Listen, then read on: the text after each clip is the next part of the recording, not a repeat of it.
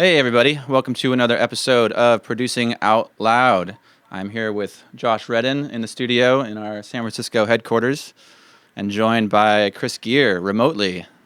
How's it going, Chris? What's up, everybody? Doing well. How are you guys? Yeah, if you're wondering why things look a little different, it's because they are. I'm normally behind the scenes on these episodes. Today I get to be in the episode. And Chris is normally in one of these seats, and he's working remote today, so he's going to join us as our remote guest. We've got Josh from LA. You flew up this morning. Yeah, happy to be here. Thanks You're for having me. Yeah, you're here on some top secret music business stuff. Top secret. Yeah. So obviously, Josh is a mentor in our Pyramind mentorship network, and he let us know a few days ago that he was going to be up here. So we wanted to get the opportunity to have you in on an episode here. I'm so excited to be here. This is dope. Yeah, and you are a singer. You're a songwriter. You work with a lot of producers. Yeah, singer-songwriter artist. Love writing. Got into music pretty young, and just been songwriting ever since. Been living in Los Angeles, doing it professionally now, and Yeah, I heard there's a good scene down there. yeah. For this stuff. It's definitely a scene. It's a pretty small town. Yeah. But no, it's really inspiring getting to see people that are mirroring the exact thing you want to be doing on such a high professional level. They have such great influence, and it's just really, for me, great to see inspiration every day when I walk out the door For sure. and go to studios and Yeah. stuff. Yeah, That's a good place to be. that's for sure. And the weather's great. So Yeah, and just to give people an idea of what you're up to, you're wearing your Twins jacket right now. Yes. So tell me, what's Twins? so I work on a bunch of different projects all at the Yeah. same time, but one of my passion projects that I'm doing right now is this project, and it's a singer-songwriter, which is me, and my producer, which is Davis Brown, and we formed this group called Twins, and we're just like a songwriter duo, and we're doing this. I'm really into the R&B alternative rock, moody depth type stuff, and she's really into like the pop centric type stuff. So we merged our auras together and just kind of came out with some records that are out now that you could listen on all Nice. We'll definitely link to platforms that. and all that stuff. And Beautiful Love is the last one released, so I'm really excited about it.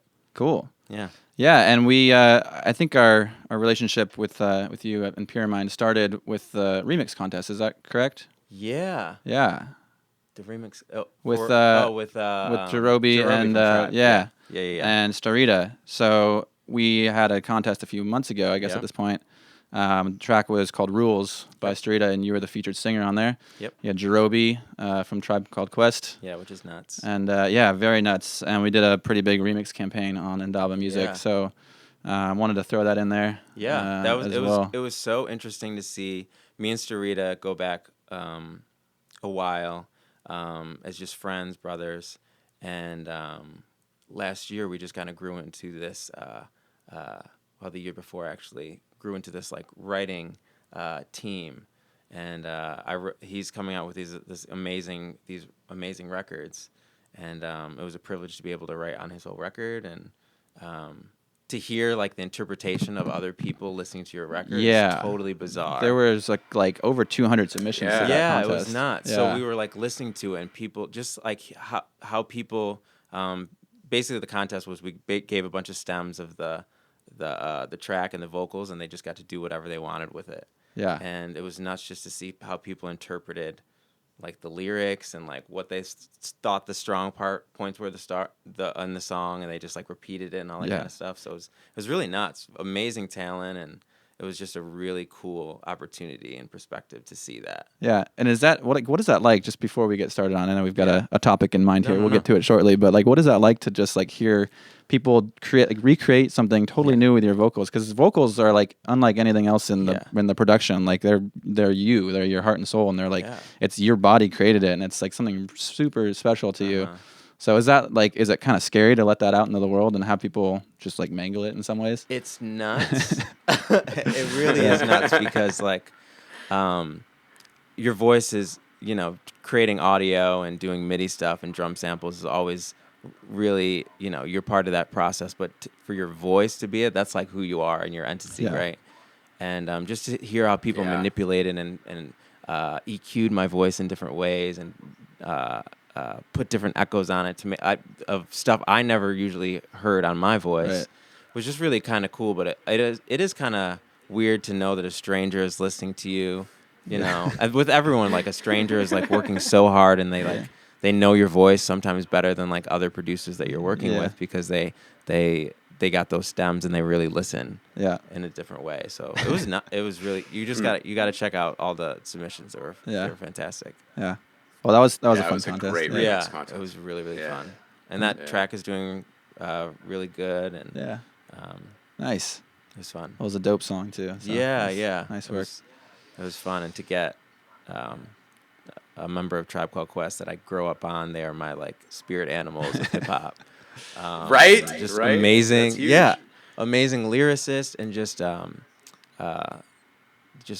their ethic was so amazing growing up, and still to this day, and to be a part of that lineage, and they're part of the story of that is just a real blessing. So it was like really cool to hear Jarobi on that record. Man, you are part of a very special tribe at this point. Yeah, I am a tribe. Quite literally, yeah. I'm part of a tribe called Quest.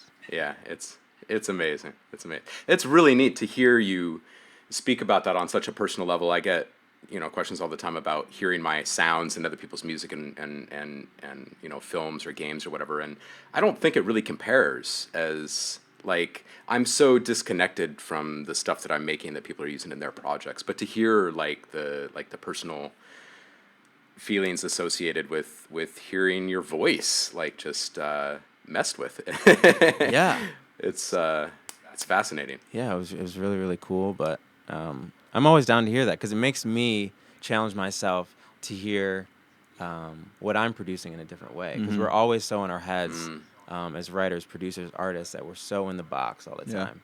And I think it's healthy just for any producer or any writer to really, everyone's so about like chasing the check sometimes, or like being the greatest and best and newest, and that's dope. But at the same time, it's so important to expose yourself to things that are outside your comfort zone. And sometimes you don't get a paycheck for that. Sometimes you don't.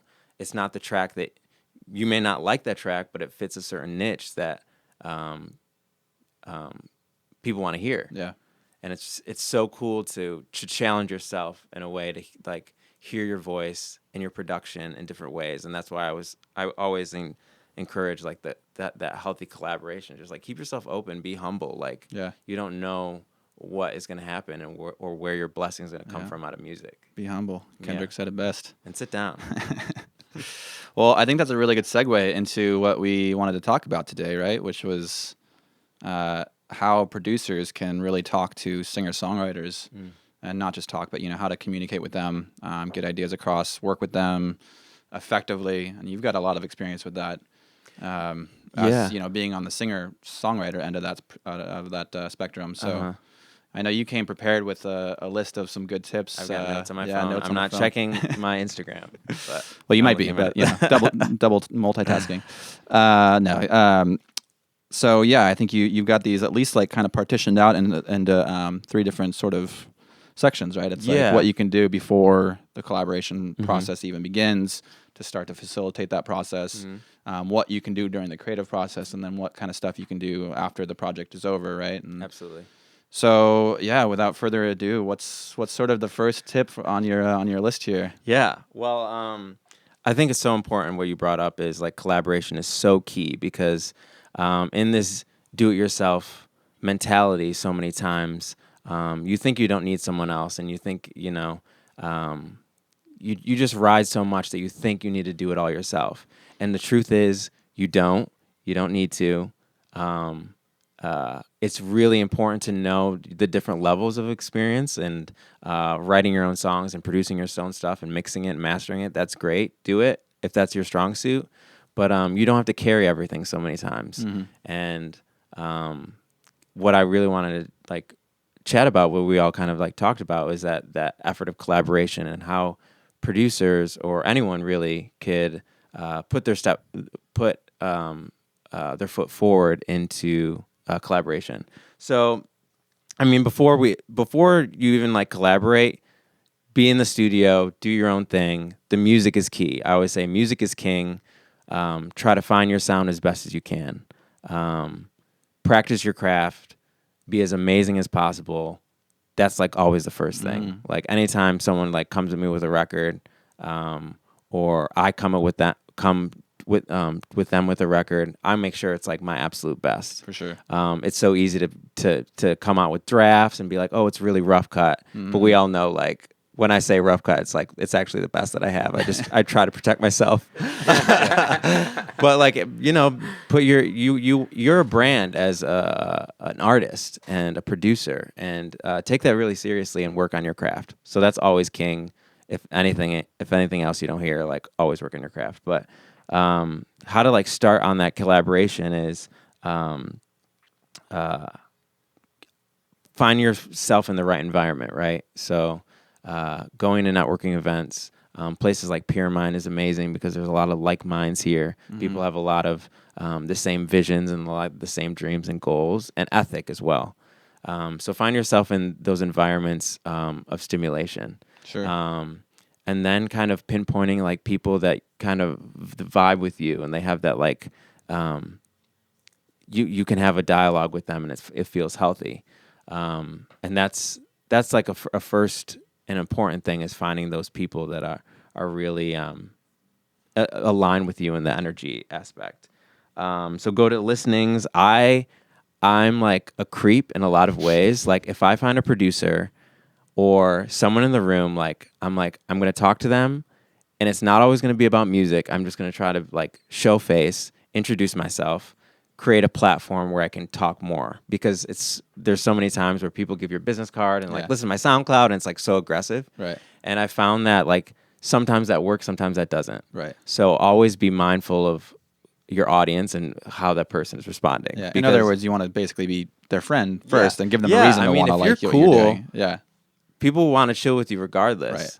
And you're in the studio, and when you're writing, you could be there for all night, 8 hours, 10 hours, or sometimes just a couple hours. But if someone's going to spend time with you, make it an investment into a bigger thing other than music. Right. So I always think it's important to start there, and don't rush the process, because it's so easy to want to work with that producer and then like, yo, I got a track, and like hitting them up and emailing them and texting them. And that happens a lot to a lot of people I know, to me, and it's just like, it could be the dopest track, but all of a sudden I'm kind of put off. My energy is kind of wrong. Right. I mean, you mentioned like your career is your brand, right? Yeah. So if you do a collaboration, that's like, you got to think of that as a brand partnership. 100%. Like, do I want to align my brand with this person's brand? Yeah. Do they represent the same stuff that I represent? Like, are my fans going to think it's cool that I'm working with this person or not? Yeah. Like those are all the thoughts that person's going to be having when you approach them, right? 100%. So you always have to think in that mindset, like just be a cool person, be a kind person.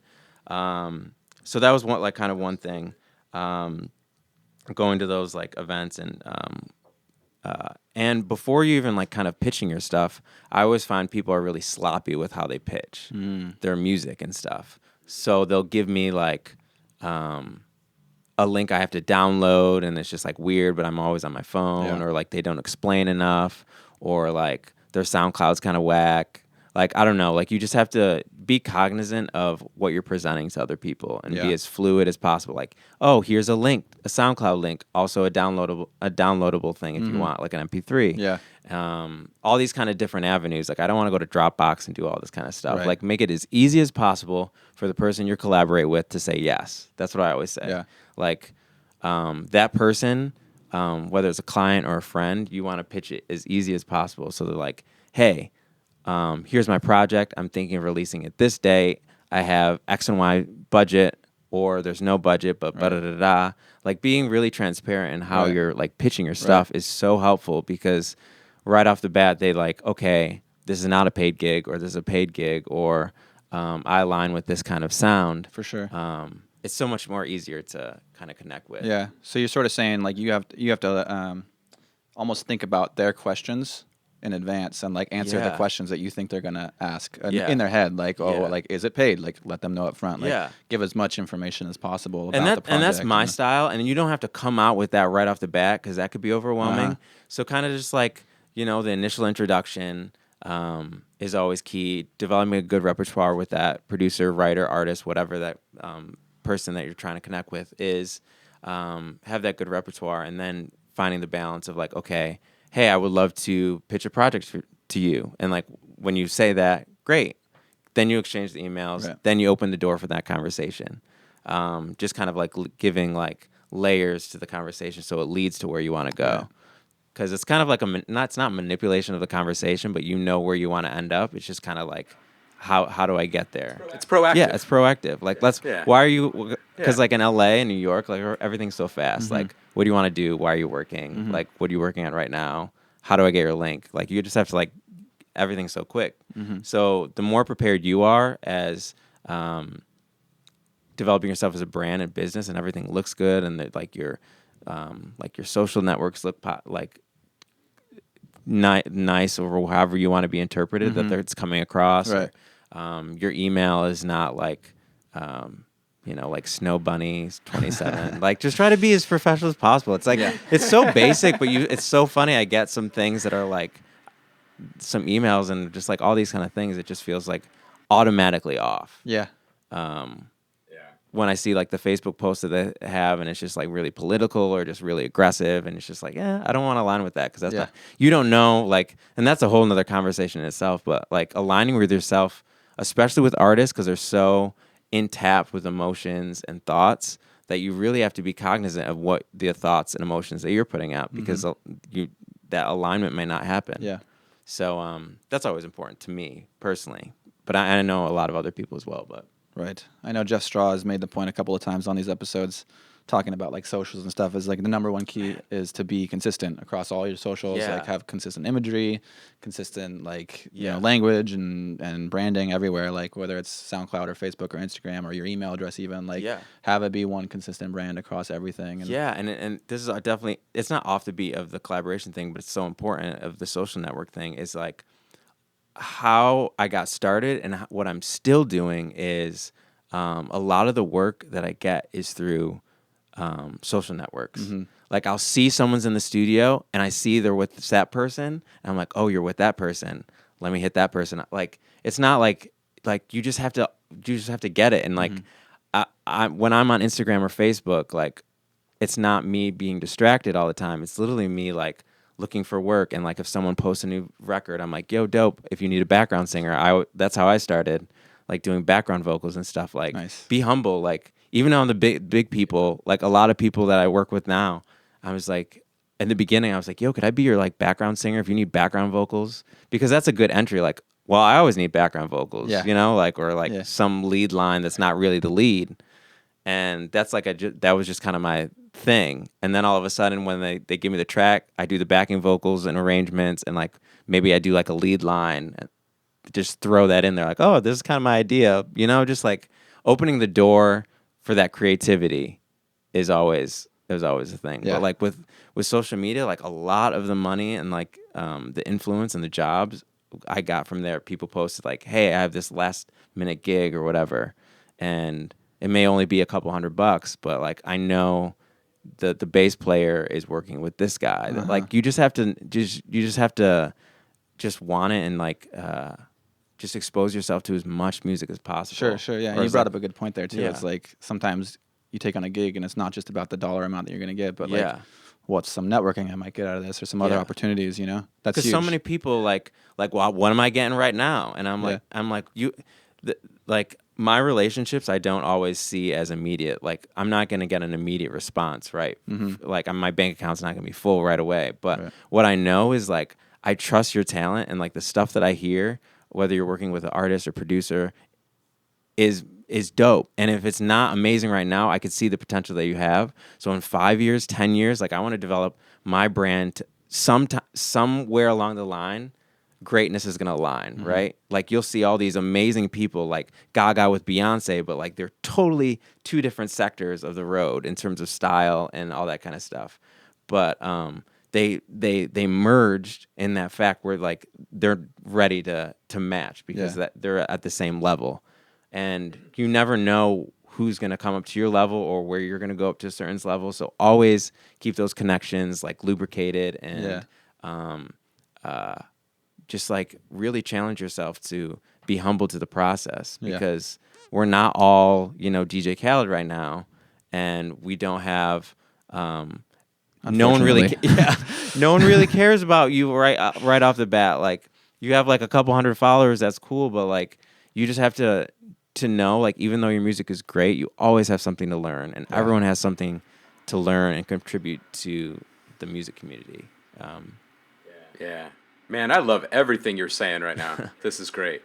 Like the proactive approach to communication and like finding collaborators is really just laying the groundwork for playing the long game. Exactly. You know, like you say, you never know where things are going to align, and we're all changing.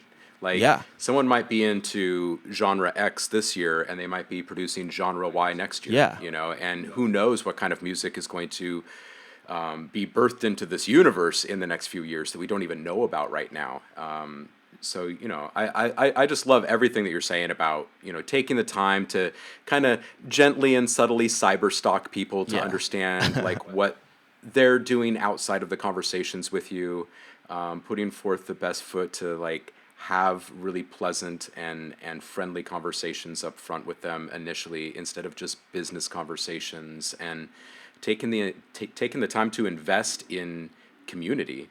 And the other thing that I really love is that you're putting such an emphasis on showing up, because I've worked in several different industries and had pretty darn good success and a lot of luck over the years. But I think that a lot of it really comes down to presence, you know, because it provides access to you as an artist or as a professional. But more than anything, you didn't know those people or those opportunities before you went out, you know. So I love it when artists are making a point about presence, because I think it's one of those topics that by and large isn't really showcased in these types of conversations. You know, it's so much about like the process or the technical details of things or whatever, and so much of that never would even be part of the conversation if the person hadn't been sitting in a room with someone.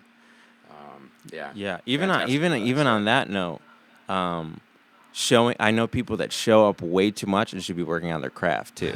Like I know people that are always at the events, always like going, always having business cards, like, oh, this is who I met. Their Instagram's popping of who, like, oh, look, I got a photo with XYZ and whatever. And like, your music's whack though. Yeah. Like, so like you just have to know, yourself and balance that, like,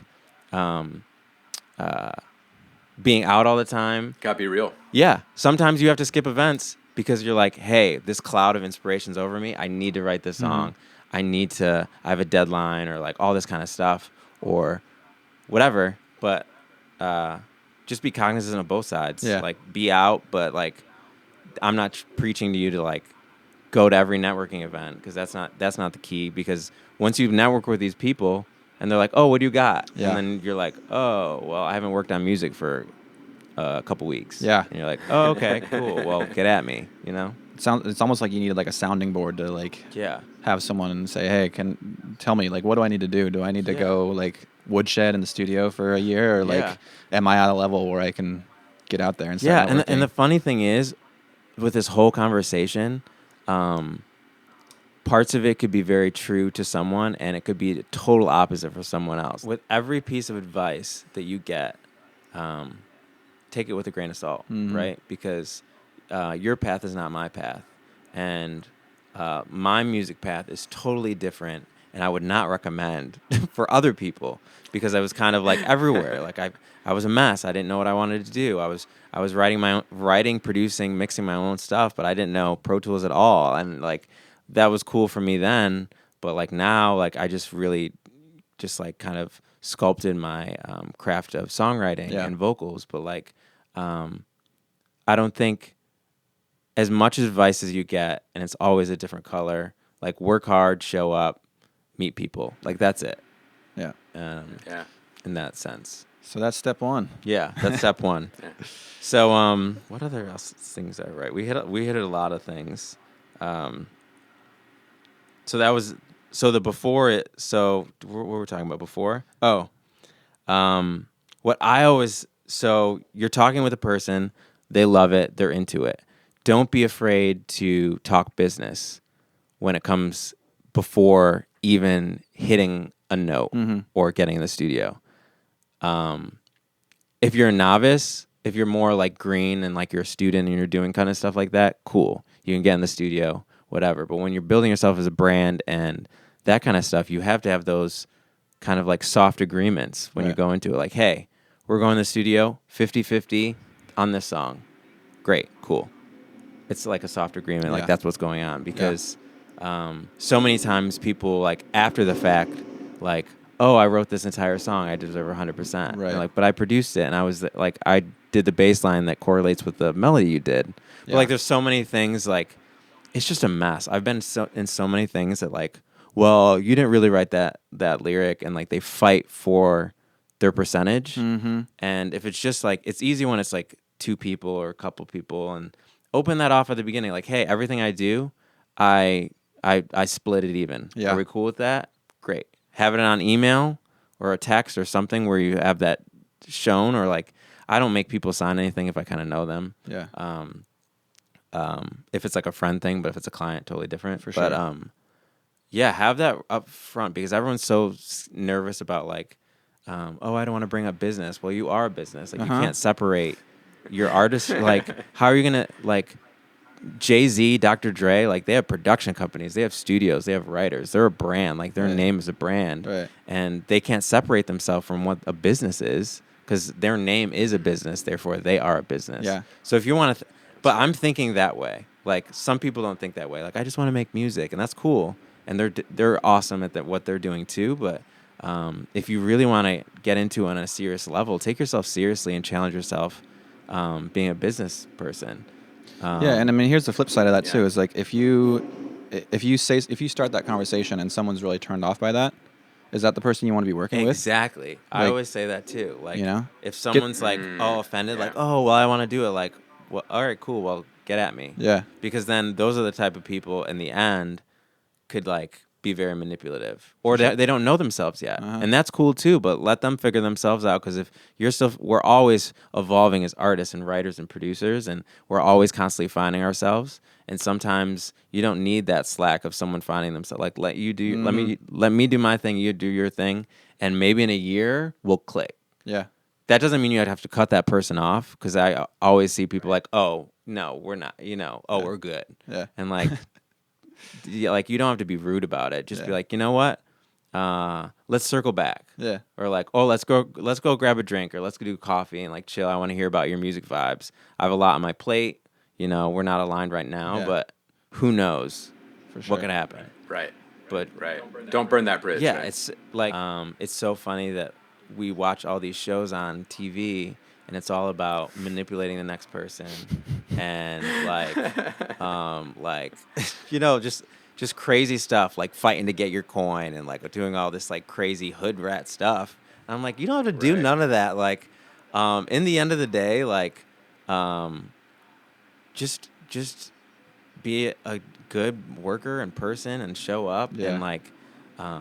Have your music speak for itself. There's so many times when you get into sessions and people are like, well, it's not finished, and I had this bass line, and like, well, then that should have been done before you even did it. So like, just know yourself. Don't burn those bridges, for sure. I love strong opinions, and I love people that are willing to be like really, really transparent about like their process and experiences, because I feel like that's what people aren't normally willing to do because of those very concerns, right? Like about coming across as preachy or whatever. But really, it's kind of like what Andrew was just saying. Like, if that comes across wrong to that person, then they're not the person to receive that message or whatever. You know what I mean? Like, keep rolling. I love it. Okay, cool. Yeah. It is hard to like be in the middle of a thought and then be like, wait, what was I saying? Yeah, because my mind is already on the next thing I was going to say. So, not burning bridges, and we might actually be kind of at the end of that. Yeah. That point, actually.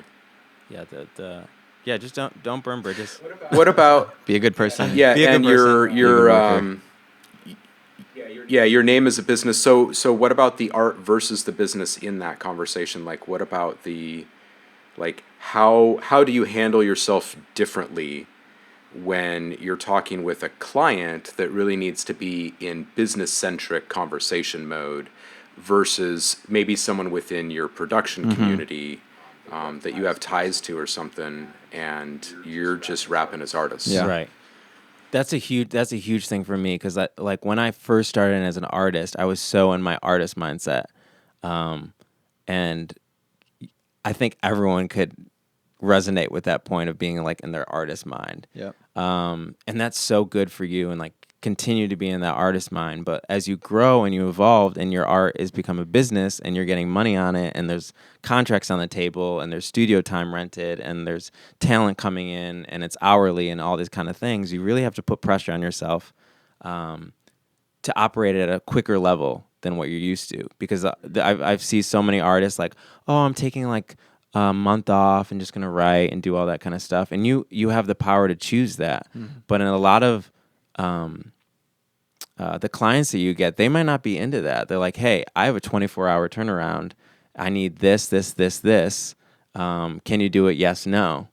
And they don't want to hear like, oh, I wasn't vibing with it, or I don't understand what you're saying. Like, they don't have time for that. Right. So the really important thing is like when you land those gigs, ask the right questions.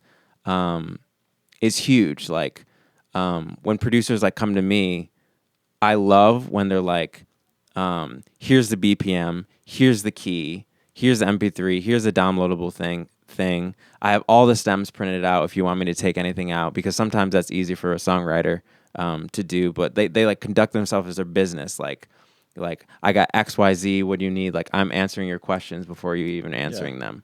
And in an artist's mind, there's a lot of like mystery and intrigue, and there might be confidence, but it kind of the music overshadows like the business administrative end, because no one likes doing admin, no one likes answering emails, like no one likes bouncing out stems and like EQing, like no one likes that all the time.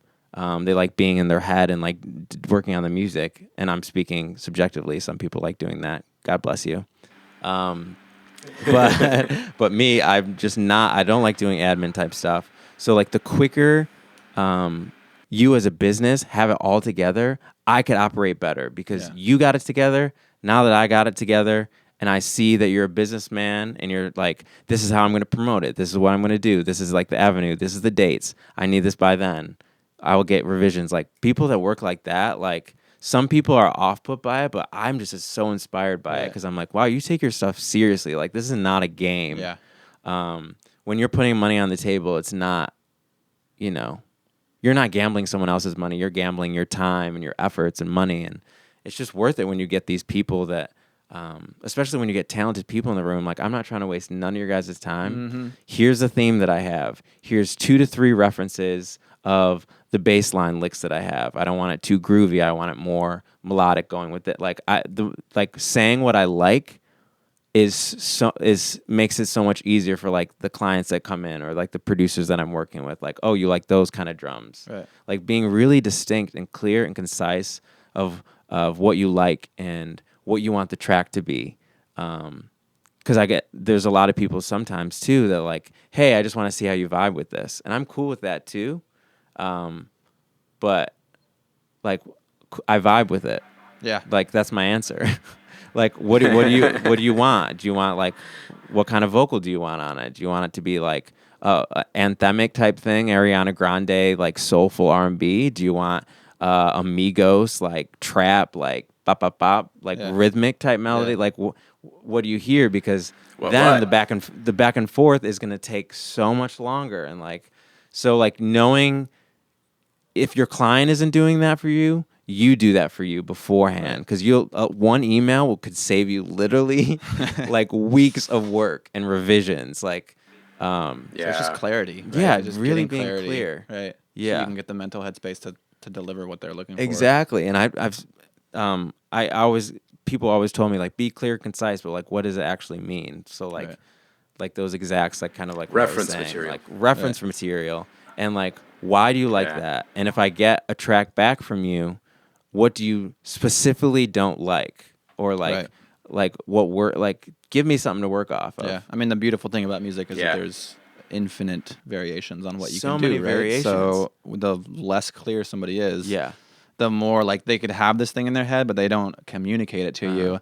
And then you make a handful of other decisions, right? And it comes back and they're like, what the is that? Like, that's not what I had in my head, but it's like, so well, true. because you didn't tell me what you had in your head. And even on that tip, like me as an artist, I used to get so offended if someone didn't like something. Like I'm like, oh my god, they don't like it. Like, but like now that like as a businessman, I'm like, cool. Well, what can we do? You know, I'm not. I don't get offended if you don't like it. Like you hired me based on what I have, and you have something that I want to work on clearly because I accepted it. Like let's get this going. Like don't spare my feelings. Like say it in a certain way. Like don't be really rude. But like, hey, This is the worst thing I've ever heard. Like, that might sting. and I've heard that too. Like people, I've heard that too, which is fine.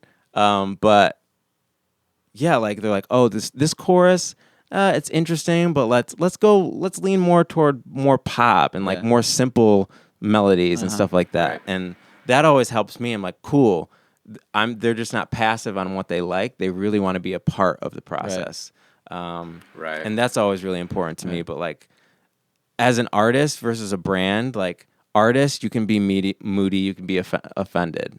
But like, if you're in a business, like, once you get offended, then you kind of get a certain type of way, and then you can't produce as well as you can. So I mean, that really is like on you as a person who's trying to get into this thing. Is like, what do you want to be? Like, what kind of writer do you want to be? Do you want to be Bob Dylan writing for yourself so you can sing all your own songs, or do you want to be someone who's like getting paychecks to write songs for other people? And that's or do you want to do both? But you have to be able to wear both hats. Exactly, you know? And that's artist versus brand. Like, there's so many producers out there.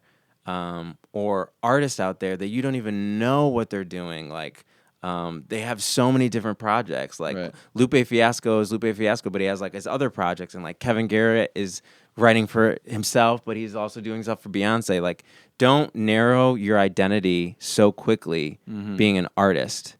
Because when you narrow your identity, you're cutting off the possibilities of you really being a great person or a producer. It's so I find so many people like they're stuck in their niche, but all of a sudden they'll like, oh, I'll experiment and produce a hip hop record. And I'm like, yo, that's nuts.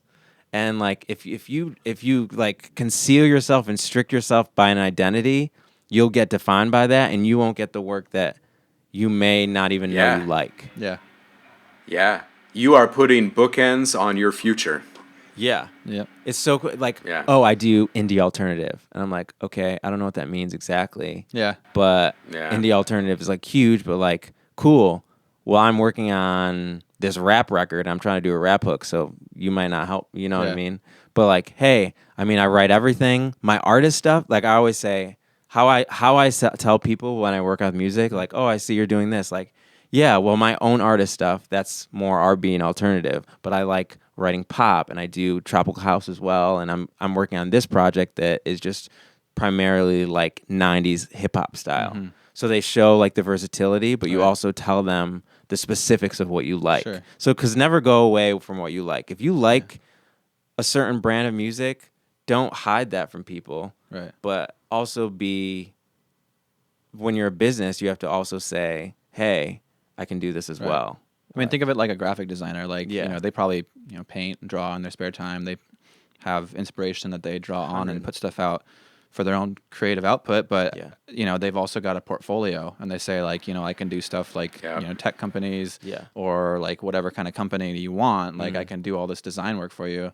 It's sort of the same thing, right? You're like pitching your services to somebody. Yeah, that's a really good analogy.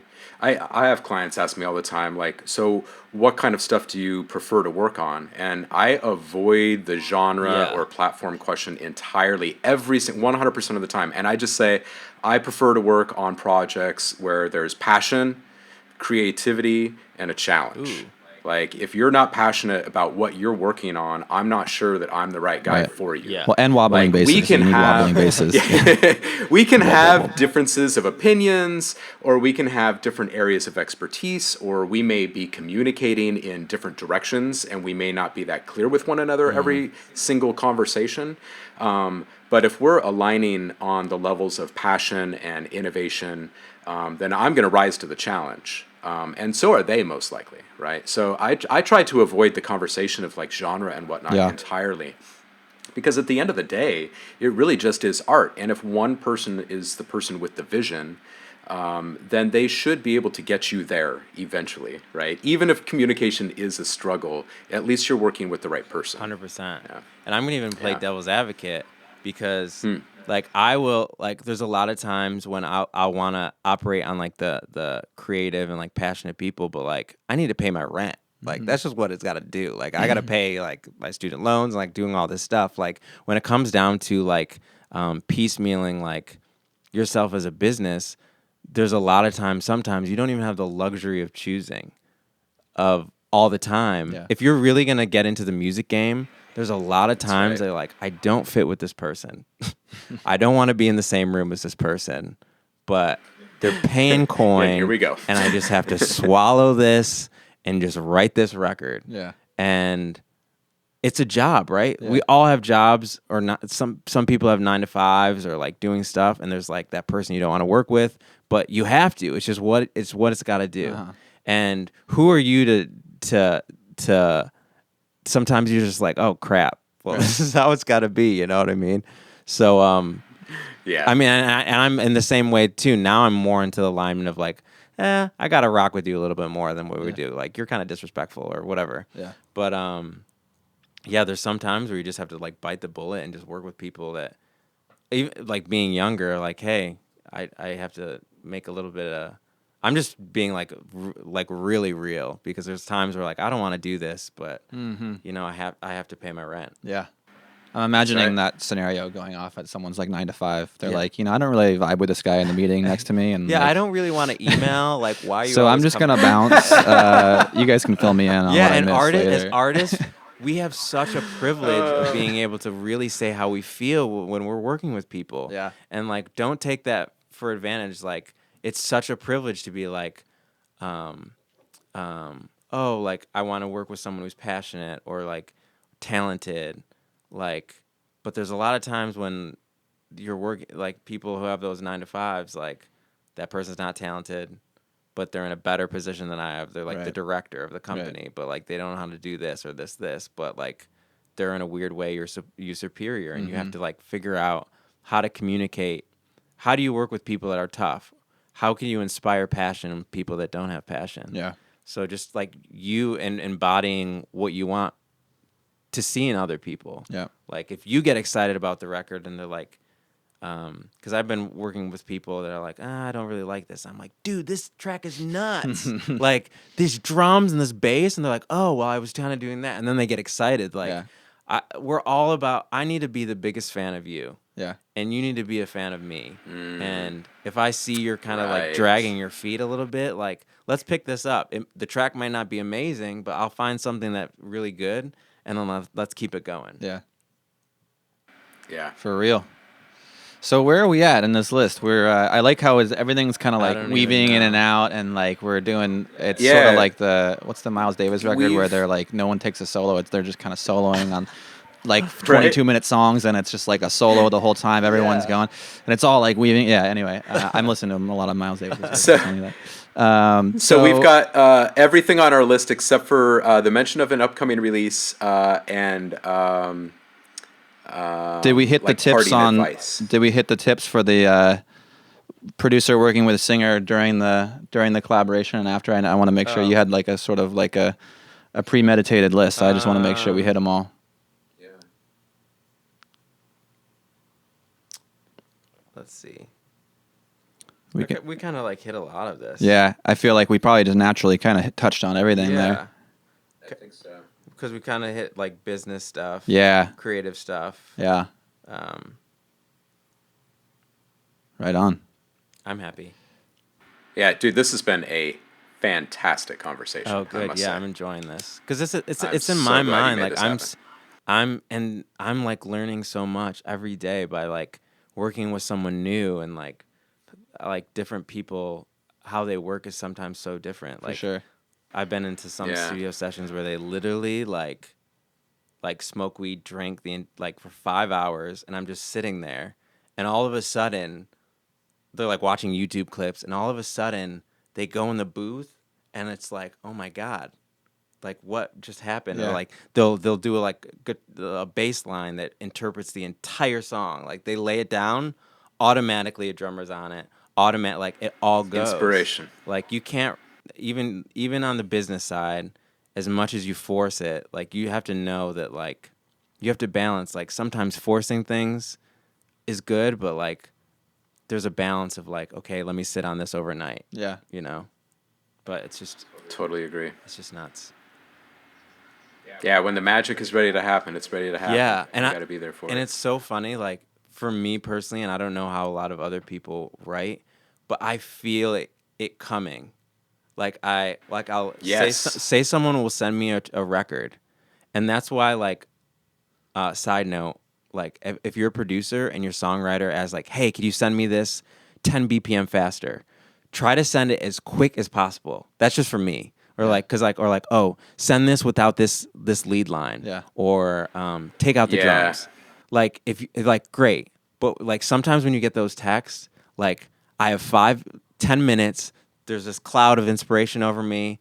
I'm really vibing Gotta in the hurry. song. Please send Yeah. it. Like I don't want. They don't want to be like, oh, well, I have to bounce it out. Like I don't want to hear that. Like I don't have time. Like you already that irritated me because I'm like so like rushing to like write this song. Like some people are like, oh, well, I like it 135 BPM. Like this is not a conversation. Yeah. Like it's like let's be moldable about what it is. Like so many people are so defensive sometimes on who like what that they're like, oh, well, I really like it slow, or like don't be too pop, or like don't tell a songwriter that, because like sometimes it's great, but when they're in that method or you're in the studio, that's always good. Yeah. Like rearing them, but like let them like create and then you tear down. But like don't tear down the stuff that they're building while they're building it, because they know the songwriter. For me, I'm sorry, speaking personally, I know that that's not going to be the top line that's going to be on the record, but I know it needs to happen. What I'm singing needs to happen for me to get to the top line that I want. Yeah. So I'm like mirroring ideas, process. and it's such a process. Totally. So when you're like a producer, just know the fact that like just try to be easy to work with. Yeah. Like try to accommodate them in that fact, because like we're all. It's weird. We don't know when the song is gonna come, Right. and I could literally feel like it's like a cloud coming, and I run, and like people are talking to me, and I'll be in the train looking like nuts, or traffic, and I'm pulled over, and I have no choice. Yeah. And I don't know how other people Yeah. write, but like it's I hate it sometimes. Yeah. And do you ever write like just like in the booth with the producer, like at the desk where they're like, they've got this track? So you probably have to sometimes just like have to. lay down like 10 lines to get one, right? Or like try out different lyrics and stuff. And then like I have to sometimes I'll tell the producer like, don't make fun of me, because I'm gonna like my voice is gonna scratch, I'm gonna crack. I might sing Gonna like ad lib all over the place. Yeah, I might sing like burgers and fries like 20 times, but like that's like those are the like that's the symbols that I want, but it's not the words. But like they're like, oh well, I don't want it. Like, oh, I don't want it that way. I'm like, well, I'm not. Like you're messing it up. You know what I mean? Like, so you can't have like a naysayer basically, like on the other end of the mic who's like, "Nah, dude, that sucks." Like, because you need to let them and then the best producers are like, you know what? Let's sit with this tonight and let's listen back tomorrow and let's see how we feel. Yeah. Rather than like, yo, I don't like that. Let's start tomorrow. Like, and people, you could say however you want it, but when people say that to me, like, you know what? Let's take a break. Like, they're like, "Are you good? Let's go grab a drink real quick. We'll come back." And they're saying something without even really saying it. But just as like producers, just like it may not be something you like, and you know it. Like this happens so many times where like I'll see a producer and like, "Hey, could you do this?" And they're like, "Yeah," and they know it's not gonna work. Yeah. Like they know those drums aren't gonna work, but they do it. Right. Just to do it. It's because process. it's a collaboration. If you're working in a collaboration, like there's elements of sacrifice to style. Yeah. And you'll meet in a way that is so beautiful. But you really have to collaboration is not always about enhancing your sound. It's about sometimes cutting your sound and make even better sound that you don't even know. Right. It's like having a baby. Right. Yeah, it's like having a baby. Like you're birthing, and that's the weird thing. Like side note of twin stuff. Like, he's a total polar opposite of me. He's like into fashion, popular type music. He's had a different upbringing than me. Like I'm a black dude, he's a white dude. Like everything is contradictory, but we're birthed from the same music. Yeah. Which is like the love for music. Yeah. And that's why we kind of came up with the name that's all that Twins. matters. It's like we're twins, different entities, different bodies, but birthed from the same music. Yeah. But that's a weird thing that we came up with. It's a good full circle on the Twins That's project. awesome. I'm a little curious as to what your process is when you're like working with like a client hires you to like write some songs. Like are you producing like some demos or just like a piano and vocals, or like what do you send to them? It always matters because sometimes there's like a grassroots project where they have nothing, and they're like, "Hey, I want to be a pop star, or I want to do this. I want to have this sound," and I'm like, "Okay, cool." And that's part of the agreement. Like, am I building out like the chord structure, because that's different too than lyrics and melody. Yeah, like it's totally different. Am I writing the full song? Then it could be piano keys. But I've been so blessed and fortunate enough lately to just really operate strictly on lyrics melody, where clients have been giving me like examples, like it's kind of already produced song, like they have a verse, chorus, and they're like, hey, this is my theme, I want it to be a king and queen or like whatever, and this is the references that I like, and I'm able to write better to that. But like my process is always different. Like sometimes a client will come to me and I'm alone in my room and I write it. I'm a weird person, and when when they send me stuff, when they send me stuff, like they don't even ask for it, but sometimes like I'll put a bass line in it and I'll do all the backing arrangements, and I'll just like I want to make it as full sounding and as great as possible. It's like they give me a rough record, all of a sudden they're like, whoa, this sounds full. And then I could get my kind of production points or whatever.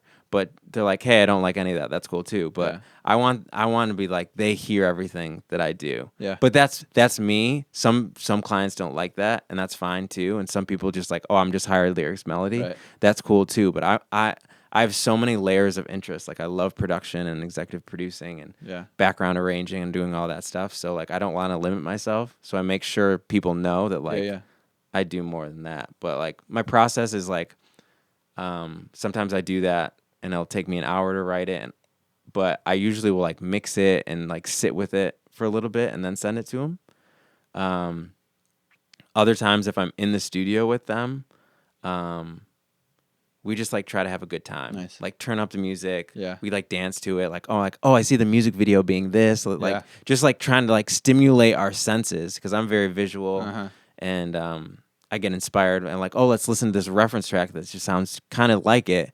And like, what melody line did they use? Yeah. So that's like a more fun process. What was it like with Starita? What was your process so like? Starita is just awesome. He's an amazing producer, awesome person, and I'm just so humbled to work with him. And we were able to, first of all, since I'm based in LA and he's in San Francisco, we had to develop a relationship over email, which a lot of producers are going to have to do, figure out how could I keep a healthy communication over email and keep things going. Yeah. And personal advice there. Yeah. Don't write too long of emails. Yeah. And don't write too short of emails. Yeah. Those are my two pet peeves. If you write like 2 words back to me, I'm like, If it's same side of that. If you write like 7 paragraphs, I'm like, oh crap, I have homework. Yeah. But the clear and concise stuff, like email etiquette, that's just something you learn. Like you just know some people just like the K. Like I just want to know that you got it. Some people are like that. Some people like the full paragraphs. But that's client to client, and if you can figure out how they like to respond, because some people like the meaty text or whatever. But in terms of so me and him developed a really good repertoire over email, and we talked a lot. And he's like, "Yo, I like what you're doing with this. Can you lean there this way?" So we just like developed in that process, and he trusted me more on my sound and like what I was giving him. And that's a huge thing of producers and writers is you have to trust who you're working Yeah. with. But Oh, we just yeah. we trusted each other, and he let me do my thing, and I let him do his, and we just like went back and forth. So like the first record that came out that we mentioned earlier called Rules with member from Tribe, we literally, that record was inspired by we were at Henson Studios in LA, and I was walking around where Michael Jackson did his We Are the World. It was the same studio. Wow. So I was just in there. I'm a big fan like of Michael Jackson and like just greatness. Like if you like him or not, you have to know that he's talented. So I was just absorbing his energy. I'm like, oh my God, this is amazing. He was standing here recording these vocals to the most epic song ever. And I kind of went in for that writing process. We just kind of get in the studio, and I was singing very Michael when I was singing that rules song, and I was trying to like get really Michael. What if Michael Jackson was with Tribe Called Quest? Yeah. Like, what would that sound like? Yeah. And like, but it had an R&B sense to it. Like, what if like Quincy Jones was producing it, who's like king of R&B type stuff, and Michael Jackson with his rock alternative dance type stuff, but Tribe with hip hop. Like, what if all those met? Yeah. And that was kind of in the back source of my mind, and we just kind of came out with the record. But that we wrote that literally. The story for that song. This is a really long response to this. Sorry. No, it's good. So I was very inspired, and Starita was we were in the studio, and it was testing his machine of like different sounds, and he pressed this thing, and he was playing it and looping it, and it goes and I was literally on my phone, and I looked at him and yelled at him, and I was like, "Don't stop playing that." So he started he's like, "What?" And I'm like, "Just keep looping this, please, keep looping it and record it." So he looped. He was like, just kept playing it, looping it, and then I jumped to the keyboard and I did a bass line, dum dum dum dum dum dum, and I was just doing the bass line. Yeah. And we recorded it, and then he just kind of let me do my thing because I'm kind of crazy in the studio. I was like just like doing things, and like in 30, 45 minutes, I had most of the top line done, and I'm like, I need to record it. Yeah. So we recorded it, all the backings, and that's the same lead vocal that's on the record. Wow. The ones that There we you did go. there. Yeah. So you just never know the the moment, process. for sure. So it was just cool, like going back to your question of like developing. You don't know where something's gonna evolve. The funny thing is, like, I'm so jealous of my friends that are like lawyers and doctors, because even though it is hard, is indeed a hard path of stuff, but they kind of got it laid out. Like, I do my 4-year, I do this, I get my this, and da da da da. And like that path to success is very clear. It's just kind of like, where am I going to go to school? Like those are hard choices, and I'm not demeaning that in any way because I know that's hard. But I'm so jealous of that because I'm like, if only music was that way. Yep. But there's no path Right. of how music, like, you have no path. Like, Justin Bieber got famous on YouTube, and like he was like 12, right? Yeah. And other Yeah. people didn't get poppin' until they were in their mid 50s, or like some people didn't get popular till they died. So it's like you don't know where your success is going to come from. So just always create and make sure it's true to you, because your songs are going to live forever. Yeah. So let's pick up on the. Oh yeah. So yeah, you've got a record. Yeah, New so record. Album record's coming or out. track dropping New- on the 27th. New record coming out October 27th called The One. Yeah. It is featuring Trevor Hall. He's doing some vocals on it, and Madam Gandhi, who is MIA's drummer, but an amazing musician and artist herself. That's pretty dope. Yeah, That's a so really cool it's going to collaboration. be, this whole project that Starita is doing is just like, just an influx of inspiration from every avenue. Like, let's get, this guy who does Latin percussion, and this person who does like ambient folk sound, and like Madame Gandhi who does this epic, like, and let's see what happens. Yeah. And then me just like trying to figure it out.